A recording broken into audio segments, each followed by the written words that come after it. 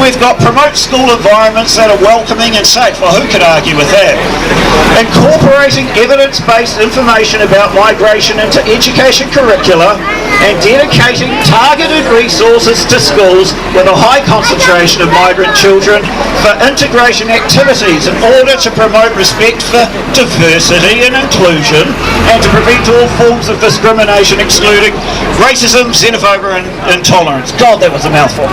What about our culture? Well, it's hard to argue against evidence-based information, isn't it? Until you ask the questions about what evidence, whose evidence, the contents of that information, and why does it need to be delivered into our schools. Then we get to Objective 17, eliminate all forms of discrimination and promote evidence-based public discourse to shape perceptions of migration. What makes Objective 17 the most dangerous one of all? Enact, implement or maintain legislation that penalises hate crimes and aggravated hate crimes towards migrants.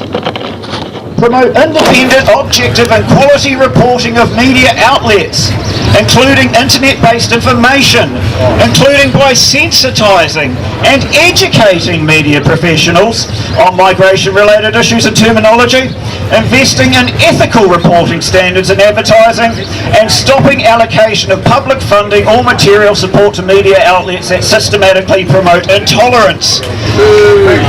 Followed up by engage migrants, political, religious and community leaders as well as educators and service providers to detect and prevent incidents of intolerance, racism, xenophobia and other forms of discrimination. Support activities that promote mutual respect, including in the context of election campaigns. That's the UN effectively sticking their noses straight into our democracy, and that is not acceptable. This goes completely too far. The ACT Party is the only parliamentary party to have consistently defended free speech, especially when unpopular speech, which is when it really matters. Free speech is all-empowering, and no oppressed people in history has ever improved their position without it. Free speech is self-regulating. Free speech is illuminating. Sometimes they produce tabloid nonsense. Sometimes they take beltway issues you and I couldn't care less about and blow it all out of proportion. But for all the flaws a free press may have, there is no better alternative. Government programs to sensitise media and control messages in electoral campaigns are a hideous proposition, and as a Liberal I find the very idea that our government still hasn't decided whether to sign up a few days out deeply frightening.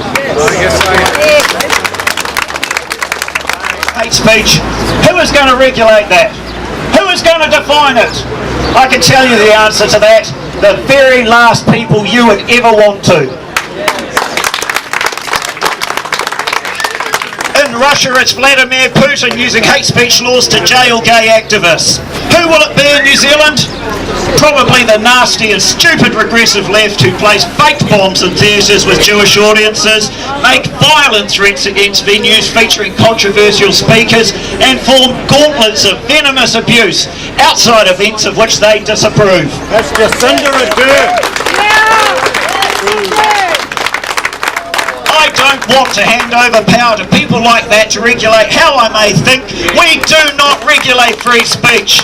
We do not compromise free speech. We do not negotiate free speech. And that's why the ACT Party will never support this UN Migration Pact. Thank you very much.